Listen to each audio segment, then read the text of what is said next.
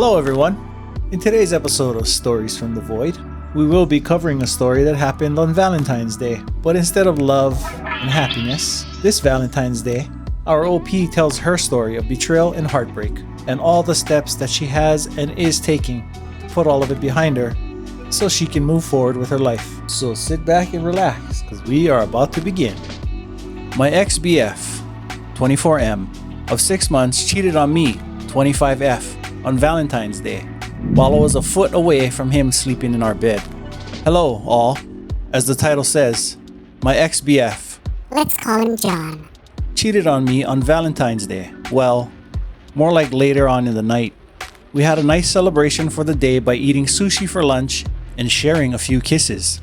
John was my first real relationship and my first boyfriend, so I'm still processing the betrayal and the shatter of my trust in him. After a somewhat tiring day at work, I had went to bed a bit early, 10 p.m., and quickly fell asleep. A few hours later, at around 1 a.m. on Saturday, I wake up and realize that John is not sleeping next to me as he should have. The lights are still on in the room, and I look for my keys and they are not there. See, John does not own a car. I do. So, I panic for a bit, and this is the second time something like this has happened, and text him asking where John is currently at. John replies back by saying, I'm at the gym. I didn't want to wake you, so I went by myself. John then asks if I wanted to come along with him to the gym, but I decline and tell him that I was worried where he was at. Well, I lay in bed worried and sick to my stomach, still, and this nagging feeling in my gut tells me that something is off about this.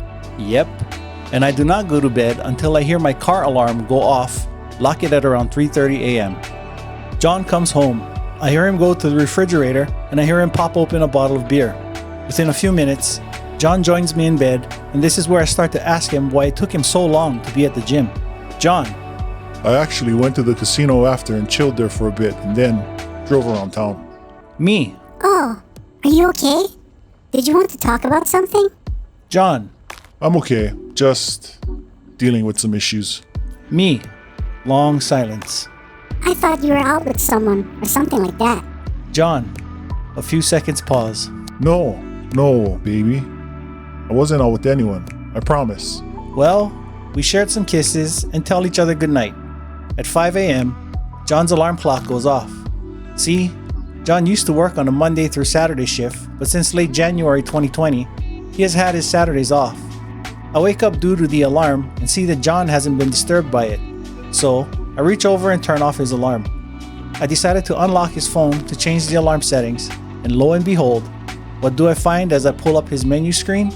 John has an Android device. 2 apps, Hot or Not and Joyride. I laid there, frozen, as I wondered why he had these 2 apps on his phone. I do some digging on his recent windows. He has a Chrome tab open to a redhead's text me profile. I'm assuming, not familiar with it. And he has Google Maps open to an address that I will never forget. The image of the redhead and the address are burned into the back of my mind, and my body just tells me, run. So, I quickly dress, leave the apartment and take my keys and drive off to the nearest park and just sat in my car figuring out what to do.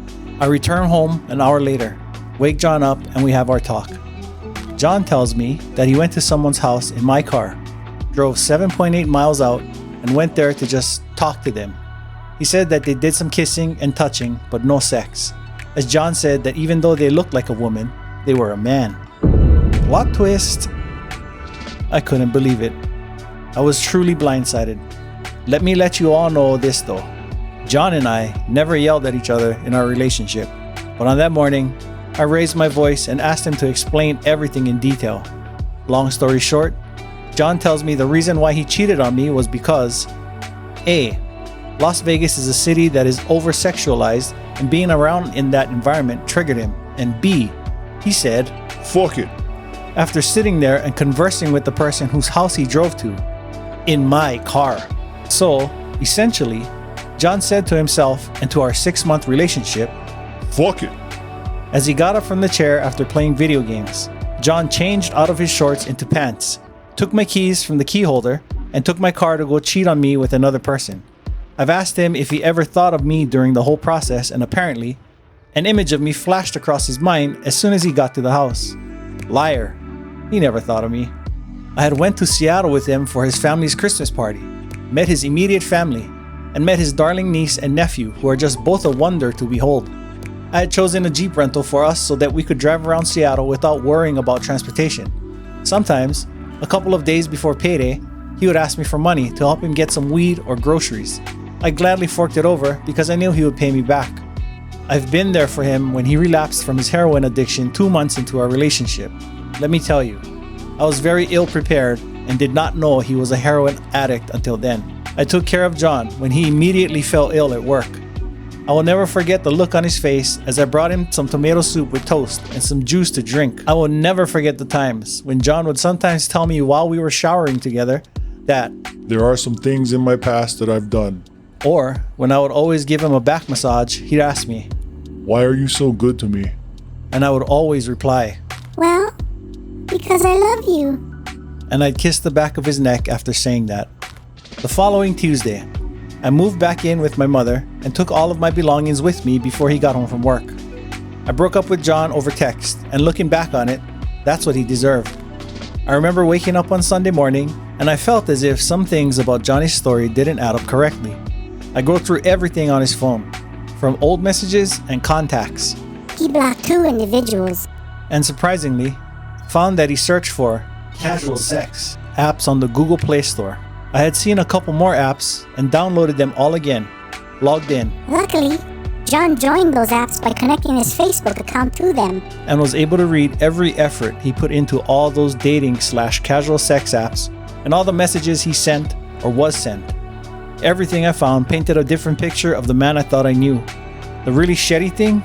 He chose 2 particular photos that I knew we had taken together and cropped me out of them. One from Zion and one from New Year's Eve. And the person whose house he had drove to that Valentine's Day night too? I remember the conversation as if I read it yesterday. How John was looking to have sex with someone to celebrate the day, and knew that even though the person was a transgender female, said, Is it okay if I've only been with women before? and after some more conversation and sharing of pictures, the person sent their address and along John went. I've got no contact with John since this Monday, March 23rd. I've also been seeing a psychologist to get through the trauma. Unfortunately, I messed up by still meeting up with him before he went back to Seattle to be with his family. How days after I broke up with him, he went to a party and had sex with one of his friend's friend. John quickly moved on, and like a fool, I still thought I could salvage something out of our short-lived relationship because I still had some shade of those rose-tinted glasses still on. The one thing that he asked of me is if we could still be friends, and it shattered me. How could he ask that of me? Thinking that we could gloss over the fact that he emotionally and physically cheated on me? And on one of those days, I fucked up by hanging out with him. He said the following, I don't want to go through all that work again of meeting someone new and getting to know them. I already did all that work with you. Please, let me take you out on Wednesday or Thursday if you're free. I have it written down and labeled as Head ass. in my Google Notes app to remind myself that if I continue to play into John's hands after no contact, I'm the fool. The day that I told John I wanted to go no contact with him, I had told him that I did not want to be someone's second choice. I still remember the silence after I said that. How I asked him where did I go wrong, and how John replied, You did nothing wrong. my name. John even said that later on that he wanted to settle down with me and have children with me. Ha! I told John, however, that he was the one who broke my trust in him, and how could he ever work to fix my trust in him again? So, I ended the call, sobbing, saying, I'm sorry. I love you. Take care. and that was that. Thank you for taking the time to read through all of that. It's just been a tough few days since no contact, and to be honest, I wake up every morning saying it in my head or out loudly, Fuck you, John. I'm graduating in 2 months. I'm on my own path to healing and recovery from all the baggage you have that I carried by trying to fix you and the trauma you've caused. I am lucky to have my family and friends to be there for me when I need them.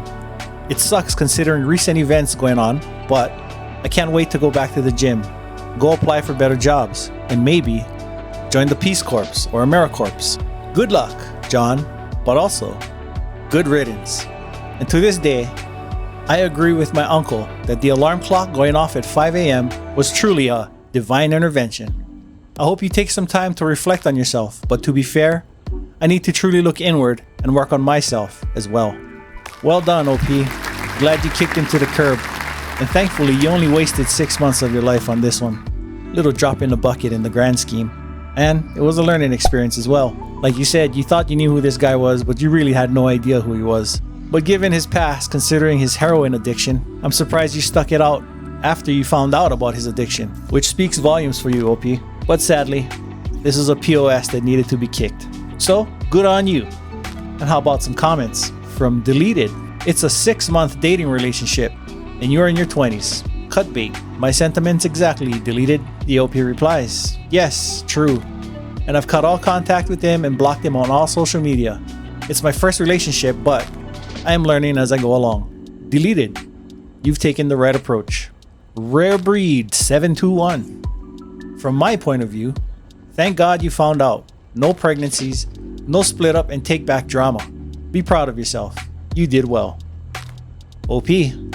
I'm not very religious, but I take comfort that maybe it really was divine intervention, as my uncle said, or just pure dumb luck. Yeah, I was fighting my urges to take him back if he fixed himself, but I had to sit back and tell myself that dude's got a lot of baggage with him, and being a heroin addict and cheating, I'm not going to put up with that.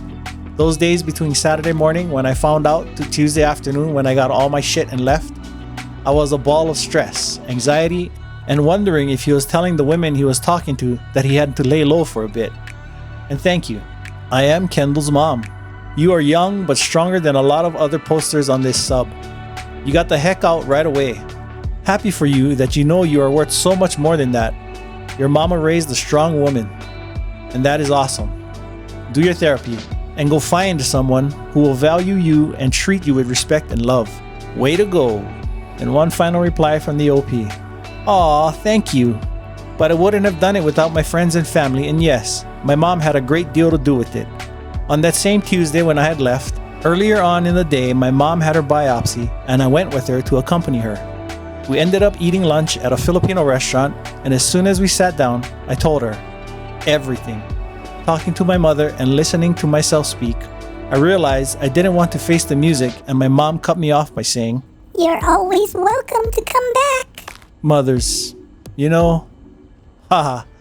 But anyways, thank you very much for your encouraging words. One step at a time to moving on. Yeah, you go on and do just that, OP. Best of luck to you moving on. Bigger and better things. And also, hopefully along the way, a much better man. And it's time for your favorite commander to move on too. Thank you very much for joining me. As always, I do appreciate, really do appreciate your time. Don't forget to like, comment, and subscribe, peeps. The Spaceman is trying to grow. Until next time, friends, I shall see you soon. CB, signing off. 07.